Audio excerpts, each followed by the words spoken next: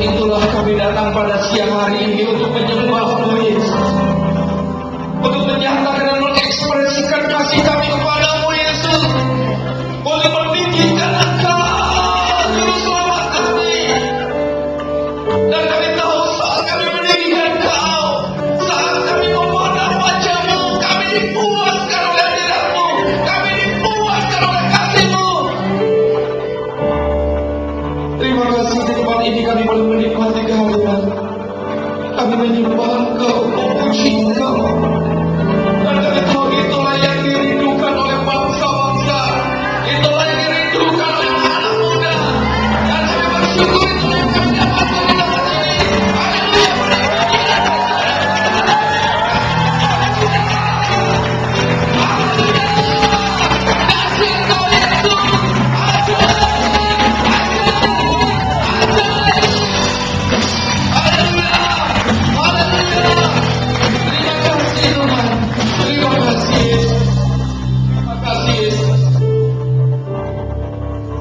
Dan kami sadar firman mulai menuntun kehidupan kami. Firman mulai menjadi penopang dan kekuatan di dalam kehidupan kami. Kami mau menghargai dan menghormati firman-Mu yang adalah pribadi-Mu sendiri. Kami tahu Tuhan, kami tidak mampu untuk menangkapnya, tapi kami bersyukur Roh Kudus memampukan kami. Kami bersyukur kami memiliki hidup yang baru yang memampukan kami boleh menikmati apa yang menjadi perasaan-Mu, apa yang menjadi kehendak-Mu. Terima kasih Tuhan, berbicaralah urapi hamba-Mu yang berbicara dan urapi kami semua yang mendengarkannya, supaya kami bersama-sama dapat mendapatkan pewahyuan baru dari firman-Mu pada siang hari ini, yang membuat kami melonjak seperti orang bermimpi, karena kami melihat pemulihan itu sedang terjadi dalam kehidupan kami. Pemulihan itu sedang terjadi di gereja kami, pemulihan itu sedang terjadi dalam keluarga kami. Terima kasih Tuhan, kami telah kerinduan Tuhan, itulah keinginan Tuhan melalui kehidupan kami. Engkau memulihkan keluarga kami, memulihkan bangsa kami. Terima kasih Tuhan, berbicaralah, karena kami siap untuk mendengarkannya. Semua yang percaya dan rindu untuk firman Tuhan dinyatakan, mari katakan sama-sama amin. Seluruh penduduk beri kemuliaan dan berkata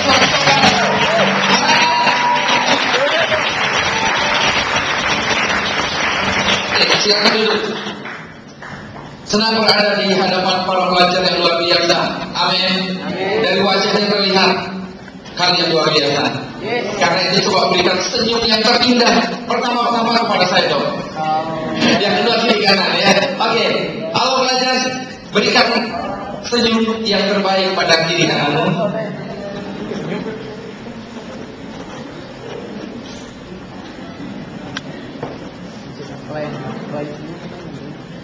Baik, saya mulai dengan sebuah pertanyaan. Siapa yang merasa sebagai anak Allah di tempat ini? Mungkin ada yang bilang, ya Pak, kadang-kadang merasa, kadang-kadang enggak. Paling merasa juga pulang ya. Lalu dengan waktu kemudian kita kadang-kadang merasa, kadang-kadang tidak merasa.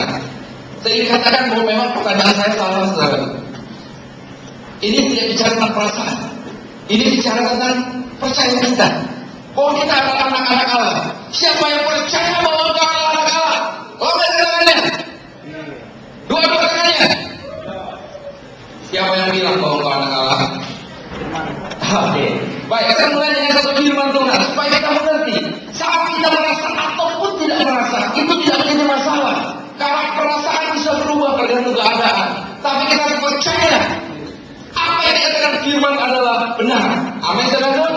Kita mulai dari satu ayat untuk menyatakan hal itu. 1 Yohanes 3. Kita disebut anak Allah. Siapa yang percaya bahwa kita disebut anak Allah? Tapi saya ingin katakan bahwa kita tidak ada disebut sebagai anak Allah. Kita lihat 1 Yohanes pasal 3 ayat yang pertama. Yuk kita baca dengan suara keras. Pelajar-pelajar para pahlawan yang gagah berani. Ya. Oke, pakai berdiri. Oke, pakai berdiri. Supaya kita yakin dengan apa yang menjadi. Oke. Sudah lama? Kenapa?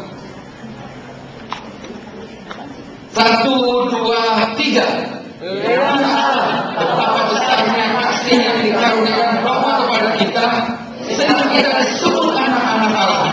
Dan memang kita adalah anak-anak Allah. Karena itu dunia tidak mengenal kita, sebab dunia tidak mengenal Dia. Kita baca sekali lagi, waktu karena memang, saudara kasih tekanan yang di situ.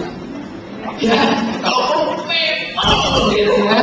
Oke, kita suarakan ini supaya telinga kita mendengar, supaya setiap kali kita meragukan karena perasaan yang menipu kita baca keras-keras ayat ini. 1, 2, 3. Lihatlah betapa besarnya kasih yang dikaruniakan Bapa kepada kita, sehingga kita disebut anak-anak Allah. Dan memang kita adalah anak-anak Allah. Karena itu dunia tidak mengenal kita, sebab dunia tidak mengenal Dia. Katakan, memang kau anak Allah. Kalau kita kasih tolong sedikit, memang kau anak Allah. Oke, silakan dulu. Oke, saya mulai dengan ini karena kita akan lihat iblis hanya bisa memainkan perasaan kita, pikiran kita, tapi kita harus mulai dengan yang benar. Kita mulai dengan apa yang dikatakan oleh firman Tuhan tentang siapa kita. Amin, saudara. Kalau kita memainkan perasaan, maka ada saatnya kita begitu terkobar-kobar, begitu luar biasa. Tapi dengan perjalanan waktu, ada keadaan yang membuat kita berpikir, keadaan yang membuat kita merasa, aduh, kok saya jatuh lagi ya? Kok saya tadi ngomong kasar ya? Kok saya bohong ya? Lalu kita mulai merasa kita rada berkurang anak Allahnya. Benar, seringkali begitu? Atau nggak ada yang begitu?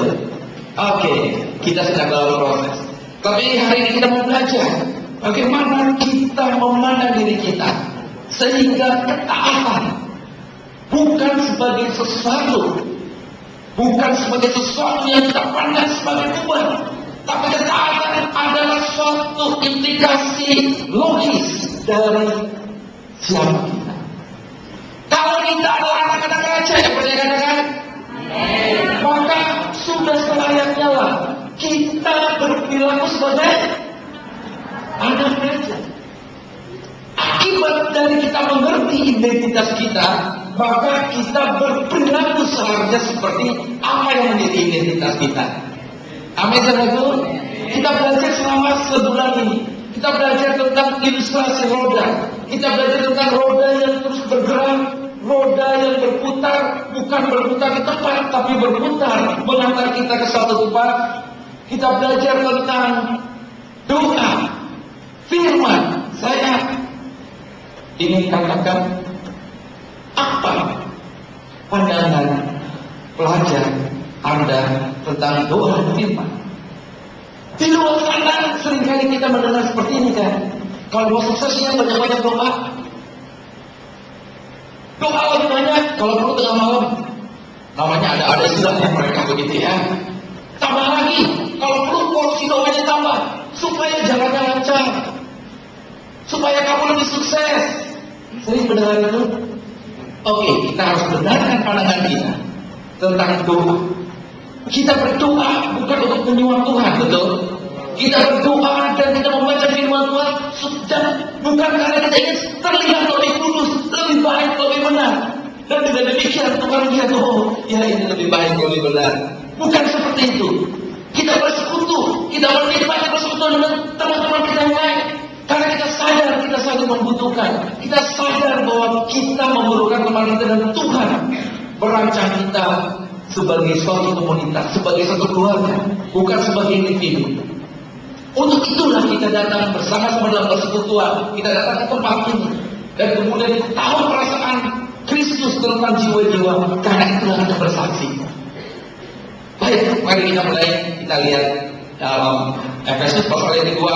Kita akan baca ayat yang pertama sampai dengan ayat yang ke-10.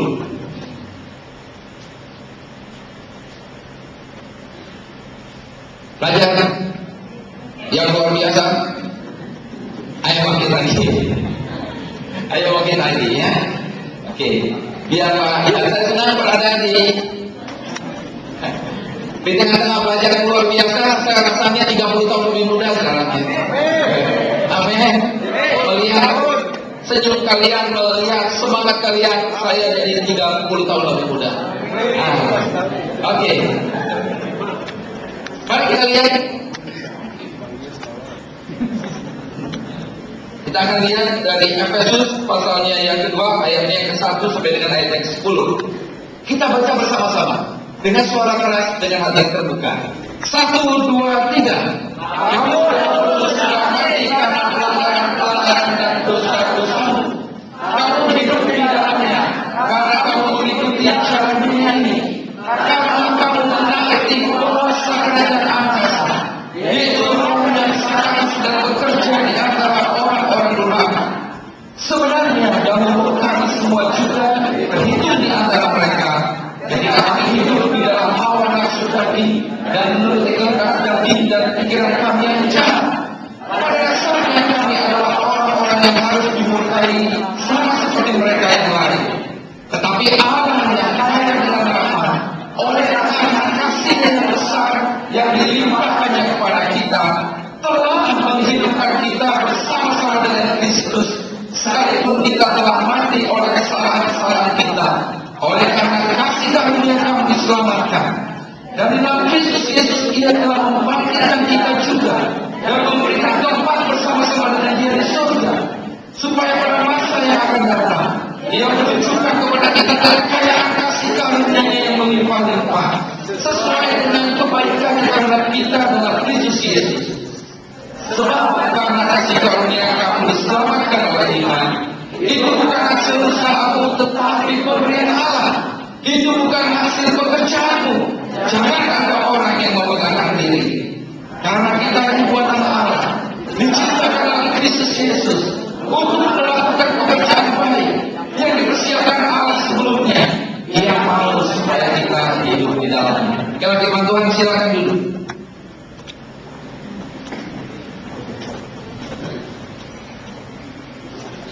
Ada satu titik penting dalam hidup kita yang mengubah segalanya, yaitu titik di mana kita merespon kasih karunia Allah yang membuat Dia memberikan Yesus Kristus bagi kita, dan kita merespon tawaran untuk percaya kepada-Nya. Ayat 1 sampai ayat 3 ini berbicara tentang sebelum titik itu terjadi, sebelum kita menerima Kristus, merespon apa yang ditawarkan oleh Yesus kepada kita. Karena dasarnya kita adalah mati karena pelanggaran dosa-dosa kita. Sebelum kita menerima Kristus di titik ini, siapapun dia, mungkin ada yang terlihat sangat jahat, ada yang terlihat lumayan jahat, ada yang terlihat cukup saleh, ada yang terlihat sangat saleh. Tetapi pada dasarnya semuanya adalah mati. Semua berada terpisah dengan Allah, memiliki sifat-sifat dosa dan keinginan dosa. Walaupun mungkin ada yang kelihatan dan tampak sangat saleh. Andai kata kriteria kelulusan untuk SMA adalah raport dari kelas 1 SD sampai kelas 3 SMA, semua pelajaran sama harus 10. Siapa yang di sini ada yang memenuhi kriteria itu untuk lulus?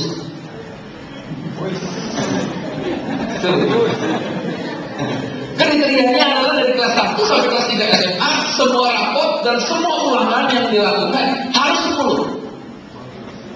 Waduh, ada juga paham. Mungkin bisa. Mungkin ada satu atau dua orang yang sangat serius sampai bisa melakukan ini. Sekarang saya tambahkan, laki-laki ini mungkin sejak kita hitam. Kalau kriterianya seperti ini, misalkan seorang teroris dengan siap dengan remnya, dengan senapan, mesinnya bilang oke. Kamu hanya bisa hidup kalau kamu bisa loncat menyentuh langit-langit. Siapa yang mau coba?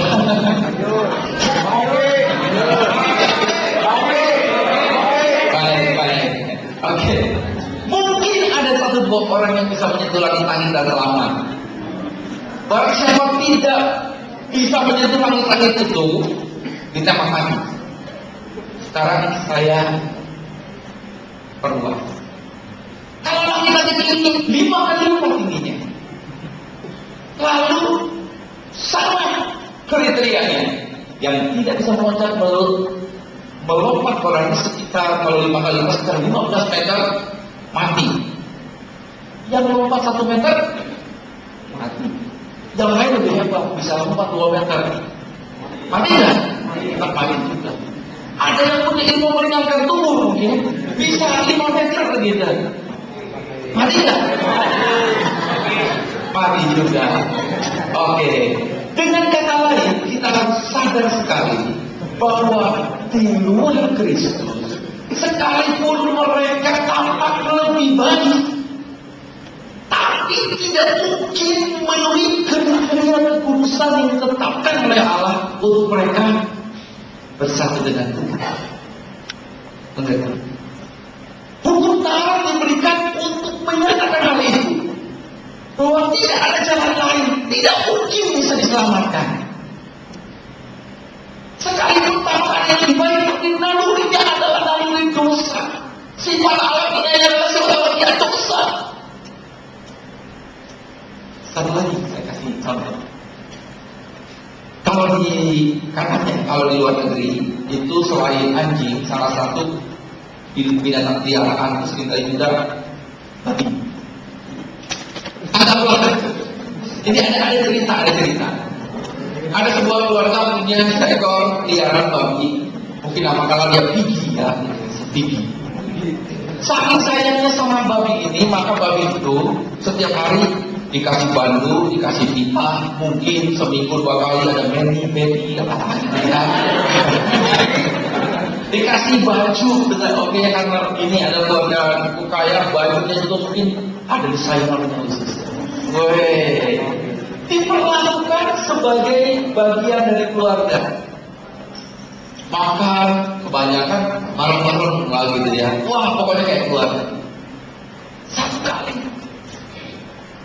yang kelihatan seperti gini, kelihatan gelisah. Dan ketika tiba-tiba pintu rumah terbuka, dia lari cepat-cepatnya dengan ikan, pink, dengan kuku yang besi dalam ini di seminggu 2 kali. Baru ke salon lagi.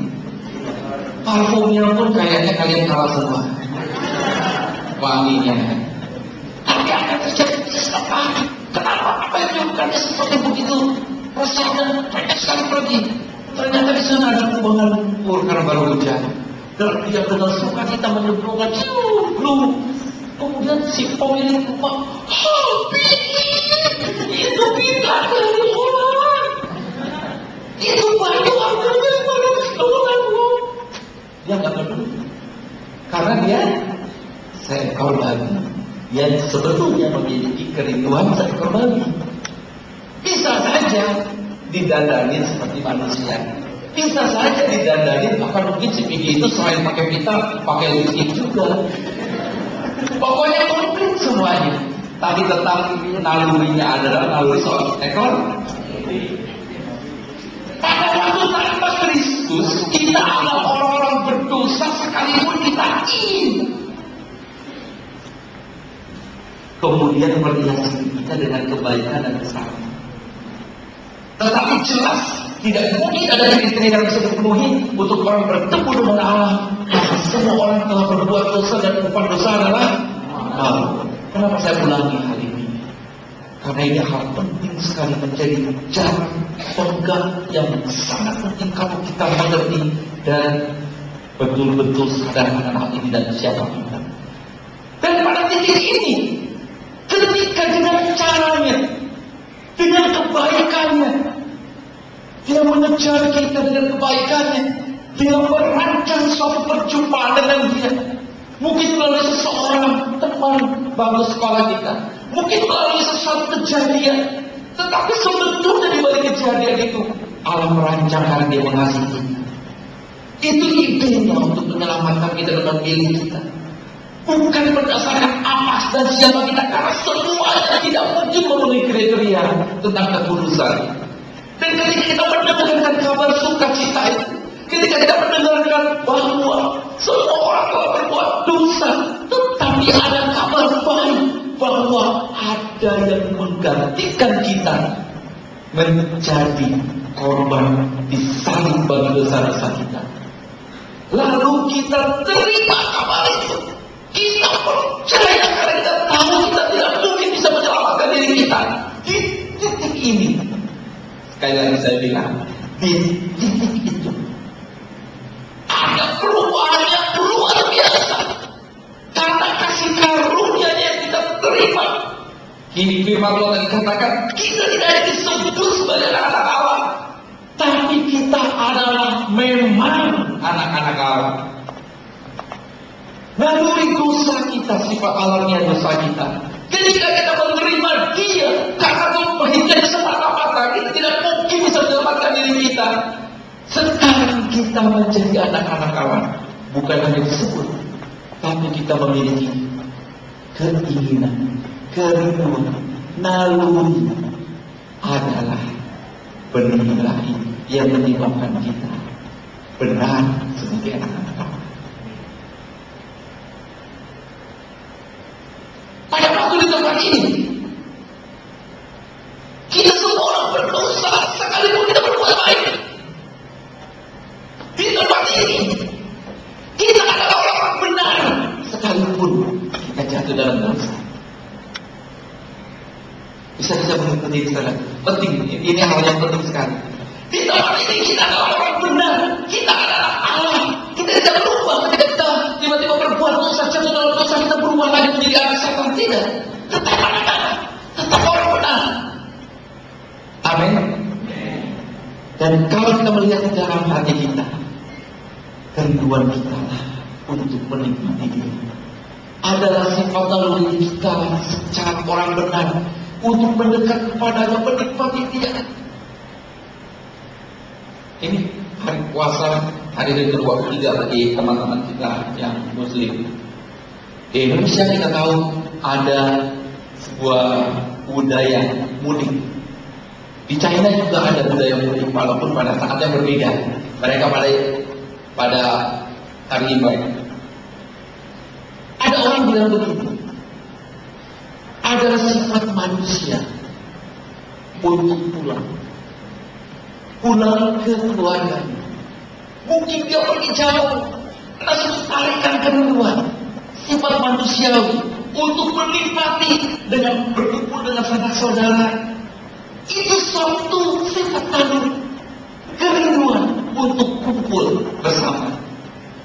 Setelah kita menerima Kristus, ada kerinduan kita secara roh untuk menikmati hadiratnya. Itulah yang kita rindukan. Sekalipun kita seringkali tidak nyadari, kita seringkali berpikir, aduh kalau saya nggak saat teduh hari ini, kayaknya nanti saya jadi kena apalah begitu ya. Jangan lihat seperti itu. Tapi adalah kerinduan kita untuk menikmati Dia, belajar dari Dia. Hal yang penting kita mengerti. Dan yang kita lihat, saudara, apa yang terjadi ketika kita datang kepada Dia, ketika kita menikmati firman-Nya dan menyatakan Tuhan, apa yang menjadi kerinduanmu? Aku rindu. Hati kita berdiri itu betul-betul menyebabkan kita menikmati ketika kita selaras dengan kerinduan Bapa kita di surga. Kita bukan lagi seekor babi yang make-up seperti manusia. Kita adalah manusia. Kadang-kadang seringkali pergi ke lumpur.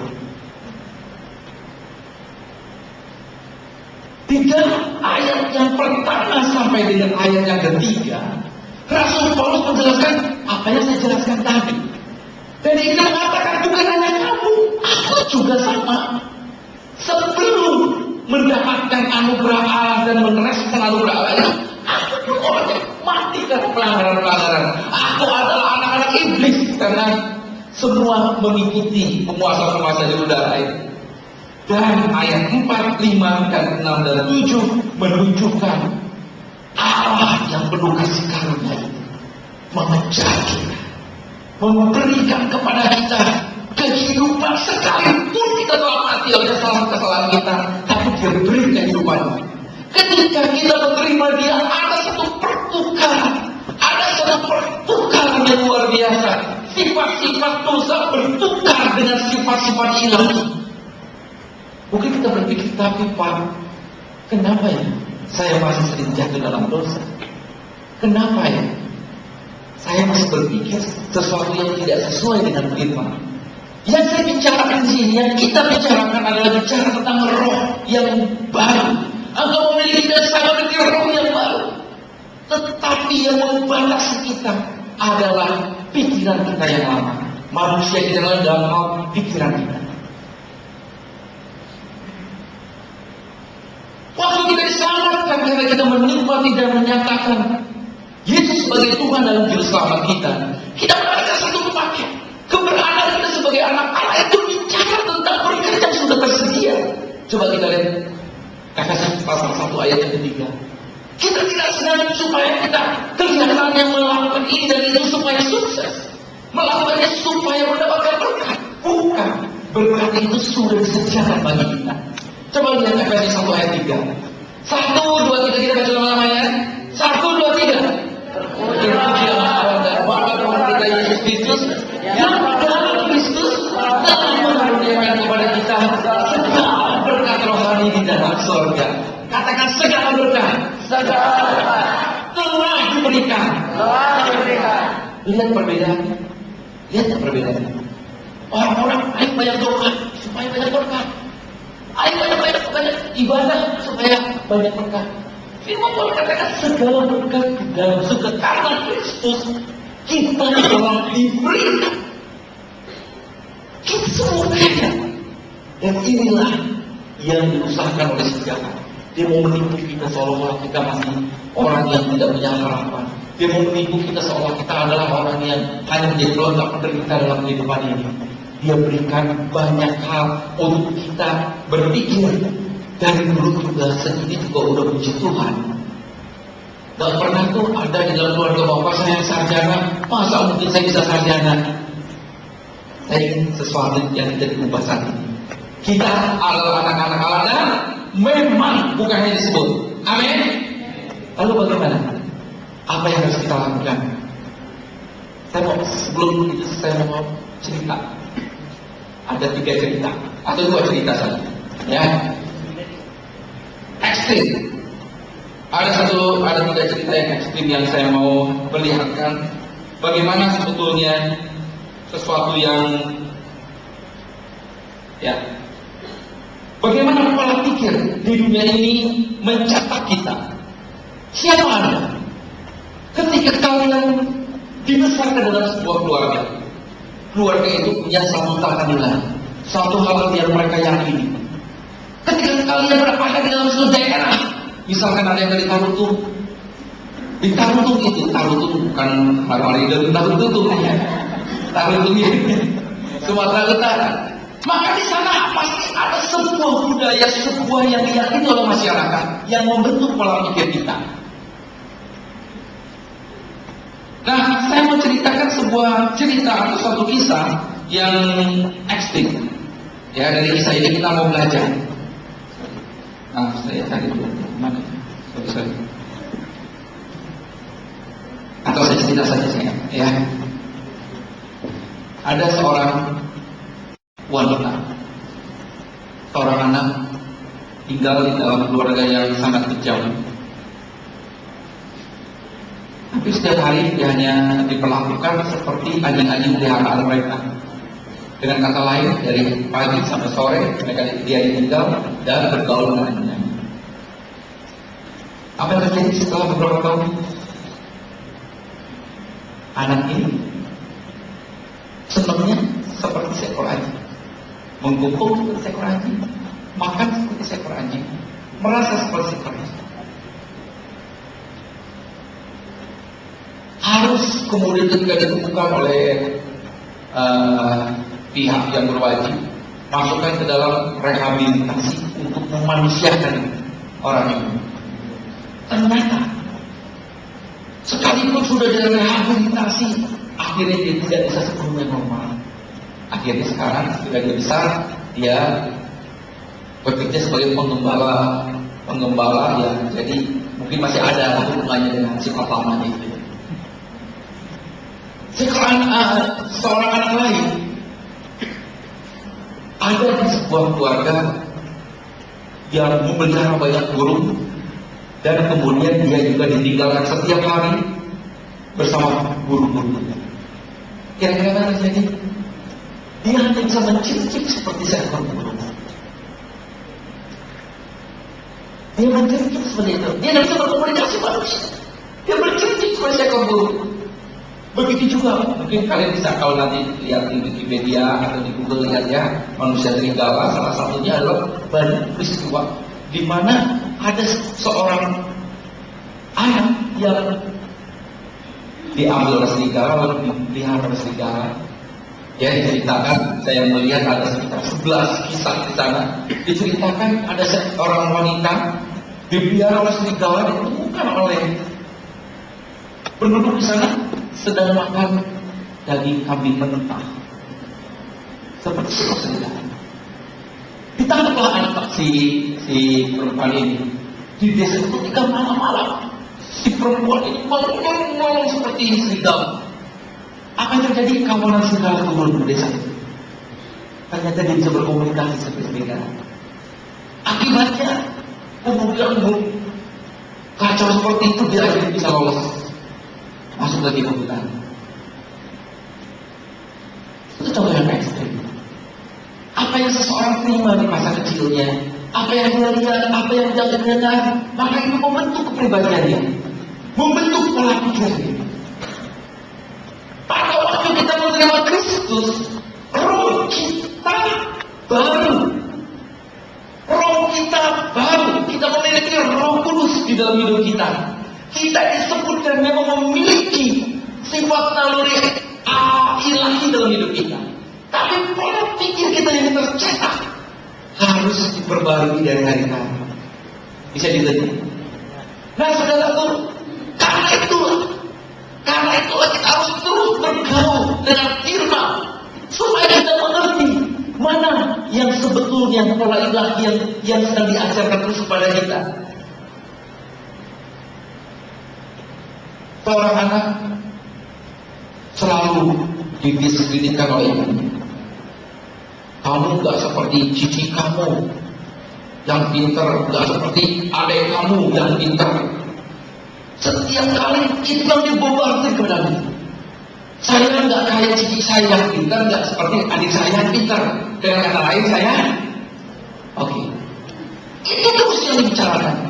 Jadi kalau dia melakukan kesalahan, dasar kamu gak kayak dibandingkan dengan tercetak di sini. Kira-kira apa yang terjadi? Untuk melihat mata lawan bicara yang gak berani. Di sini juga begitu. Saya ini orang yang gak pintar, saya ini orang yang bodoh, saya ini orang yang gak ada harganya.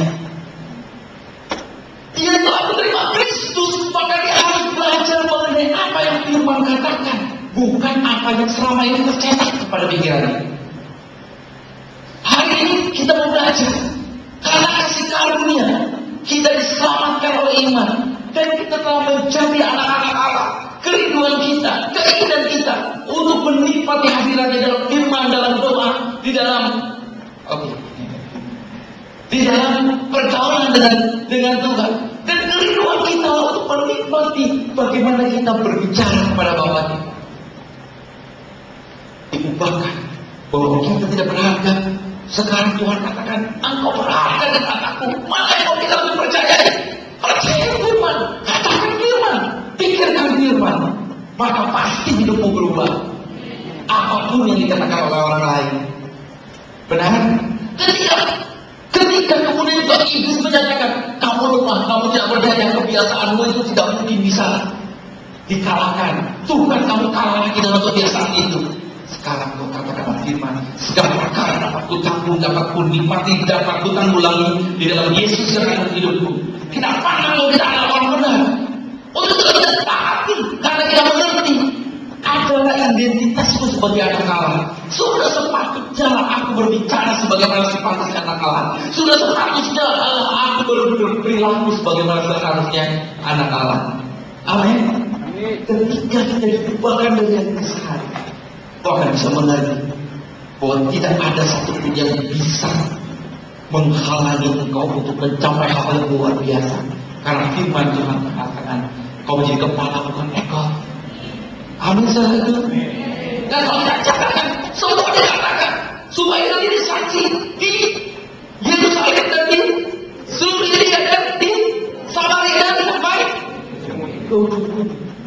Artinya semua kita kapasitas kita adalah bicara pengaruh ke ujung bumi. Tinggal masalahnya bagaimana sekarang kita terus membuka hati kita dan menempel terus untuk menikmati keberadaan kita dan bergerak untuk menghancurkan pola pikir yang lama. Saya kasih contoh. Hari-hari ini ada beberapa hobi yang menarik, yaitu hobi orang untuk merakit. Ada yang merakit sederhana, jadi beli bahan dipretelin, bahan itu elemen-elemen lalu disambung-sambung jadi sesuatu. Tahu ya itu ya? Misalkan beli seperti kita beli apa yang namanya hobi itu ya? Ada yang kalau yang ada yang punya robot gundam atau apa namanya, belinya pretel terus pasang di robot gitu. Ya, saya lupa apa nama istilah satunya itu. Yang mirip gitu lah, tapi ini ada yang lebih rumit. Ya. Nah, salah satu yang saya dengar yang sangat rumit contohnya adalah ada orang mau membangun di rumahnya replika dari kapal Titanic. Jadi hal-hal kecil itu sudah disiapkan, tapi dia terakhir gitu, sampai akhirnya jadi sebuah kapal Titanic. Apa namanya? Istilahnya ada istilahnya lah ya. Nah, begini. Firman Tuhan katakan tadi Efesus 1 ayat 3, semua berkat sudah diberikan, sudah tersedia. Bagian kita bukan meminta kita berkat, tapi berarti untuk bisa merealisasikan berkat itu. Jadi begini beda ya. Kalau kita bilang Tuhan berkat itu, sesuatu yang nikmati berkat itu. Kalian berkat itu dalam Tuhan, kalian kecerdasan dalam Tuhan. Apa yang kita lakukan? Ketika belajar, terima kasih Tuhan, aku melihat roh Allah, roh yang menciptakan langit dan bumi dan menciptakan seluruh pengetahuan. Benar. Kalau belajar fisika, ilmu fisika, nikmat sekali, Mbak. Karena saya mau main hero. Oke, saya kembali. Bagaimana kapal Titanic replikanya atau kecilnya miniaturnya bisa kita sudah punya elemen-elemennya. Ya, kita akan dilakukan. Kalau sederhana, kita bisa kira-kira, oh ini mas bagian depannya, ini pakai kursi dia. Kalau sederhana, kalau mungkin bagiannya cuma 45 bagian, kalau udah ribuan bagian, kita mau memerlukan petunjuk. Betul? Kita perlukan petunjuk, mungkin kita rakit dulu bagian besarnya dulu. Oh ini, gambar ini dengan ini yang digabung, gambar ini dengan yang digabung. Seperti ini ya. Kita terus melihat lebih cepat lagi kalau ada instrukturnya. Oh maksudnya gambar gini loh, bagian ini tampak kepada begini, ini dengan itu digabungkan sebelah sini. Nah ini dikeluarkan dengan itu akan jauh lebih cepat. Maka akan jadilah hasil karya yang bagus. Jadi dengan itu, andai kata seorang raja atau seorang konglomerat akan menyiapkan anaknya menjadi pengganti, apakah Anda pikir anaknya kecil tiba-tiba pimpin perusahaan, silakan pimpin? Tentu sebentar dengan segera perusahaan itu akan hancur, betul? Yang dia lakukan adalah kamu belajar bagian demi bagian. Bagian ini belajar, bagian ini belajar, dipercayakan sedikit. Lama-lama setelah dia merasa semuanya udah memadai, oke, pimpinlah perusahaan ini. Kita perlu mentor, kita perlu petunjuk. Itu sudah diberikan kepada kita, tapi untuk merealisasikannya kita perlu petunjuk. Kita menikmati firman Tuhan bersama-sama dan kita bersama-sama dengan Bapak kita. Dia kasih tahu isinya. Sesuai dengan pertemuan ini. Dia kasih petunjuk. Ada waktu yang luar biasa. Aku telah taruhkan roh di dalam engkau adalah anakku. Ayo berjalan. Ketaatan adalah seperti kita satu demi satu itu kemudian dilekatkan. Satu demi satu dilekatkan. Sudah kita miliki. Dengan ketaatan kita lakukan, kita dibukakan. Oke, dan kau sudah tahu ini sekarang makin besar sudah diberikan. Tidak akan katakan. Ya dengan kunci. Aku akan berikan perkara-perkara percaya dan perkara-perkara yang besar lagi.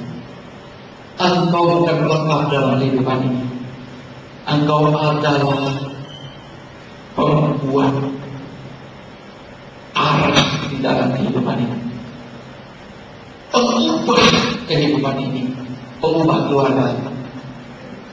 Sejak yang kau bisa hari ini kita belajar bahwa kata-kata ada dalam naluri kita, kerinduan kita untuk mentaati dan menjauhi dosa. Adalah naluri kita sebagai anak Allah. Karena pada waktu kita mentaati kehidupan, disitulah kita merasakan kenikmatan dan kerinduan akan kasih yang semakin besar. Sudah diberikan kepada kita. Dan dari hari ke hari kita belajar. Dan satu hal yang saya ingin kasih tahu, bahwa ketaatan Dia yang memberikan kita kerinduan kepada kita karena kita adalah anak-anaknya. Dan Dia juga yang memberikan kemampuan kepada kita untuk mentaati. Dalam Yesaya 30 dikatakan bahwa Dia memberikan hati yang baru. Dia memberikan rohnya kepada kita. Apa yang harus kita lakukan? Menyatakan kehendak kita. Memutuskan selalu, ya Tuhan, aku mau melakukan. Ya Tuhan, aku tahu, aku bisa di dalam Engkau, aku mampu dalam Engkau, aku perlu pertolonganmu dan aku mampu dalam Engkau. Bangkit lagi. Terus kepada diri kita sebagai ciptaan baru. Ketika pola pikir duniawi ini, ketika pola pikir yang diserang oleh si jahat ini kemudian menyatakan sesuatu tidak sesuai dengan firman Tuhan, kembali pada firman Tuhan. Nyatakan firman Tuhan. Kalau dia katakan kamu gak akan mampu, kamu gak akan bisa, ada suara yang seperti itu. Kamu dari dulu memang seperti ini, memang sifatmu seperti itu. Katakan, no, aku adalah ciptaan baru. Aku memiliki Roh Kudus yang memampukan aku. Amin, saudara. Dan saya sangat yakin, inilah yang sangat berbeda. Ketika kita melihat kasih Kristus, adalah kerinduan kita untuk menyenangkan hati kita. Agama-agama lain bicara tentang ini boleh, ini tidak boleh. Kalau ini kamu lakukan, kamu dapat pahala. Kalau kamu tidak lakukan, kamu tidak lakukan, kamu akan mendapatkan hukuman. Ya.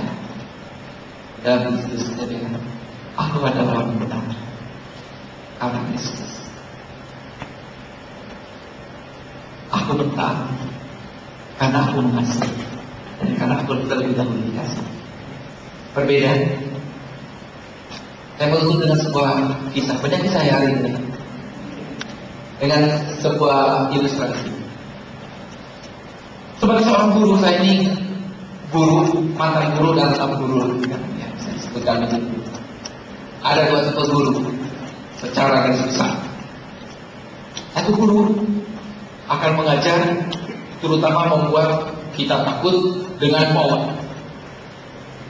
Kalau kamu tidak buat PR, berdiri ujung sana. Atau kalau kamu tidak buat PR, maka ada semacam.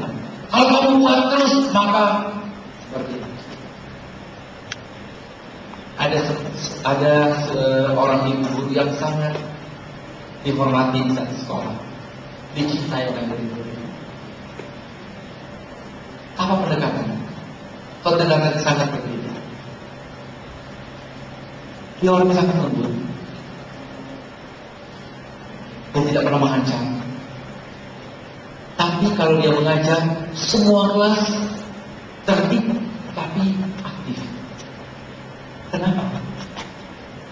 Karena dia mengajar dengan lembut, dia mengajar dengan perhatian, dan dia membuat setiap siswanya spesial.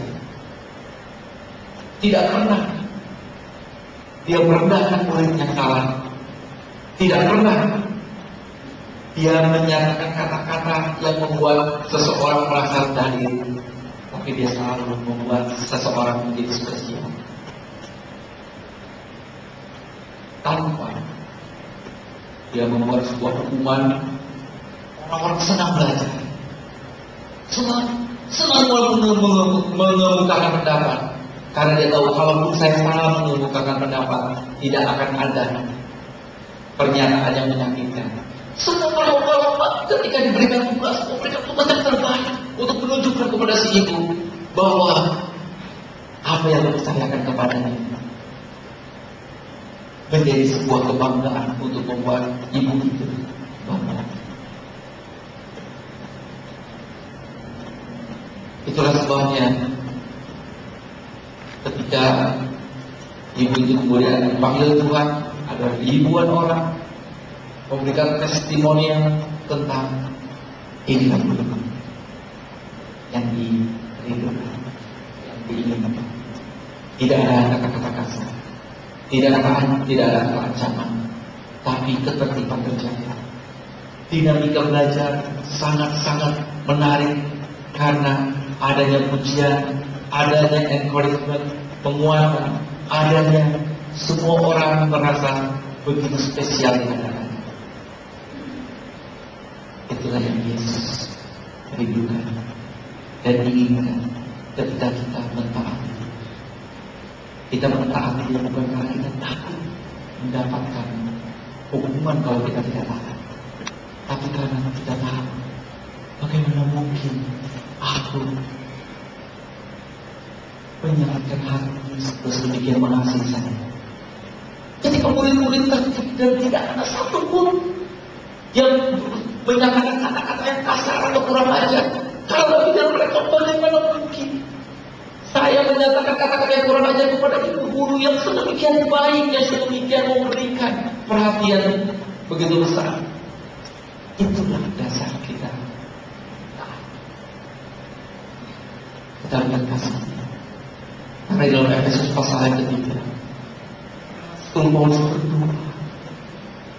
Dia berdoa sekali begitu melampaui segala yang bisa kita pikirkan.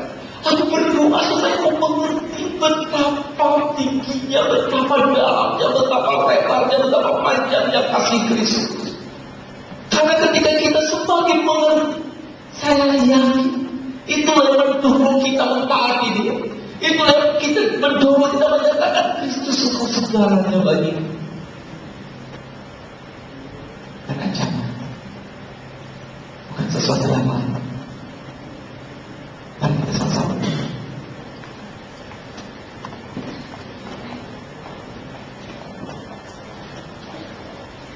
Mari kita sama-sama berdiri.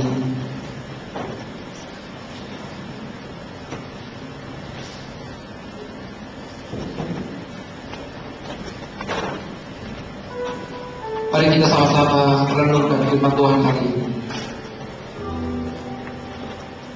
Pada bagian terakhir dari perikop yang kita baca tadi, dikatakan karena kita ini buatan Allah diciptakan dalam Kristus Yesus untuk melakukan pekerjaan baik yang dipersiapkan Allah sebelumnya. Ia mau supaya kita hidup di dalamnya. Dia tidak hanya sekedar menyelamatkan kita, Dia tidak hanya sekedar menjadikan kita anak-anak, tetapi Dia memiliki sebuah rencana yang maha agung yang Dia rindu kita menikmati, mengalaminya bersama-sama dengan Dia.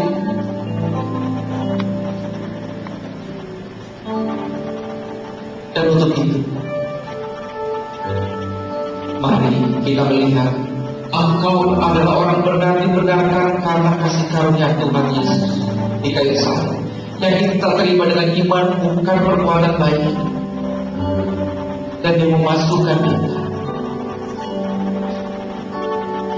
kebaikan yang dilimpahkan, karunia yang tidak terbatas yang membanjiri kita, itu terus tersedia karena kebantuan karena supaya pada masa yang akan datang terus-menerus dalam kehidupan kita kasih karunia yang melimpah-limpah ditunjukkannya kepada kita.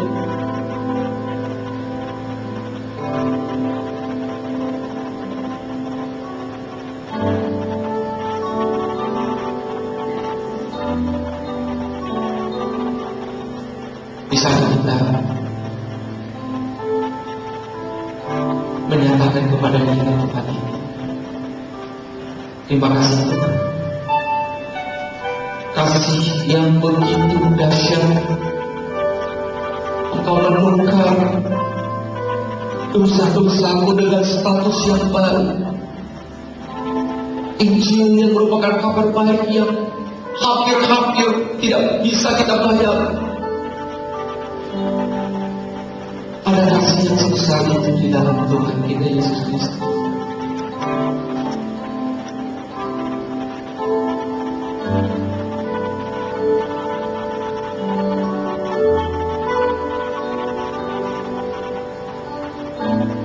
Dan marilah kita memandang diri kita telah mati atas dosa ini, karena kita telah diberikan status yang baru di dalam Dia. Kita mentaatinya karena Dia terlebih dahulu kasih kita, ekspresi kasih kita kepadanya.